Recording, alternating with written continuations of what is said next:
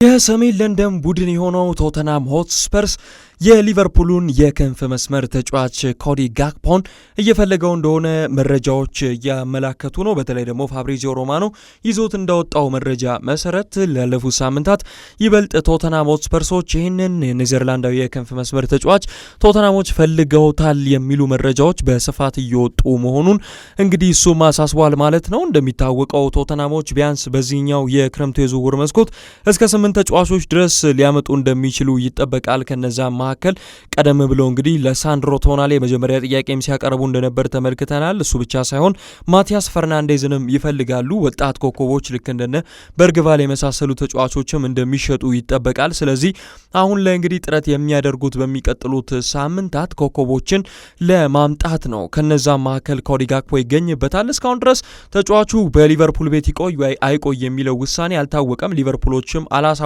ነገር ግን ቶተንሃም ብቻ ሳይሆን ሌሎች ቡድኖችም ይህንን ተጫዋች ፈልገው እንግዲህ ሊቨርፑልን በር በሚቀጥሉት ሳምንታት እንደሚያንኳኩ ነው የሚጠበቀው። የዝውውር ሂሳቡ ግልጽ አይደለም እስካሁን ድረስ።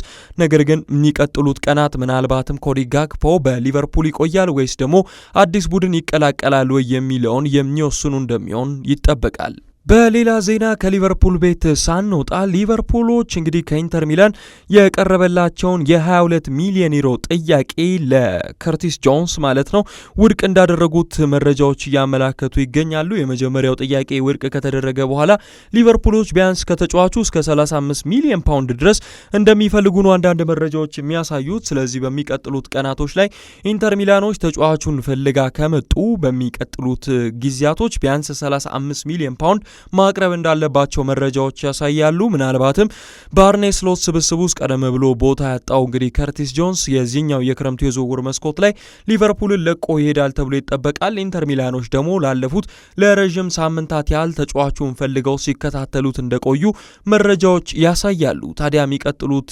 ሳምንታቶች ላይ ተጫዋቹ በኢንተር ሚላን ቤት ይጫወታል ወይስ ደግሞ ሌላ አዲስ ቡድን ይፈልገዋል ወይ የሚለውን የምንመለከት ነው የሚሆነው። ሊቨርፑል ግን ከ35 ሚሊዮን ፓውንድ በታች ተጫዋቹን ከመሸጥ ይልቅ በሊቨርፑል ቤት ማቆየትን እንደሚመርጡ አንዳንድ መረጃዎች ያሳያሉ። ማርከስ ራሽፎርድ አሁንም ቢሆን ባርሴሎናን ለመቀላቀል ተስፋ አድርጎ እየጠበቀ መሆኑን ቶክ ስፖርቶች ይዞት የወጣው መረጃ እንግዲህ አመላክቷል። ማርከስ ራሽፎርድ እንደሚታወቀው ቡድኑ ባርሴሎና ባሳለፍነው የክረምት እንግዲህ የዝውውር መስኮት ካስፈረሙት በኋላ በውሰት ውል ማለት ነው ባለፈው የውድድር ዓመት በባርሴሎና ቤት ተጫውቶ ማሳለፍ እንደቻለ ይታወሳል። ሆኖም ግን የግዢ መብታቸውን ያልተጠቀሙት ባርሴሎናዎች አሁን ላይ ቢያንስ እስከ 40 ሚሊዮን ፓውንድ ድረስ ማንቸስተር ዩናይትድ የሚፈልግ ይሆናል ከዚህ ተጫዋች። ነገር ግን ማርከስ ራሽፎርድ አሁን ላይ ተስፋ እያደረገ የሚገኘው በተደጋጋሚ ጉዳቶች እያጋጠመው የሚገኘው ራፊኒያ በሳውዲ እንግዲህ ሊግ ትልልቅ ቡድኖች እየፈለጉት እንደሚገኝ ይታወቃል። ይህንንም ተከትሎ ረብጣ ሚሊዮኖች ጥያቄ ከመጣ ምናልባትም ባርሴሎናን ለቆ የሚሄድበት እድል ይፈጠራል ማለት ነው።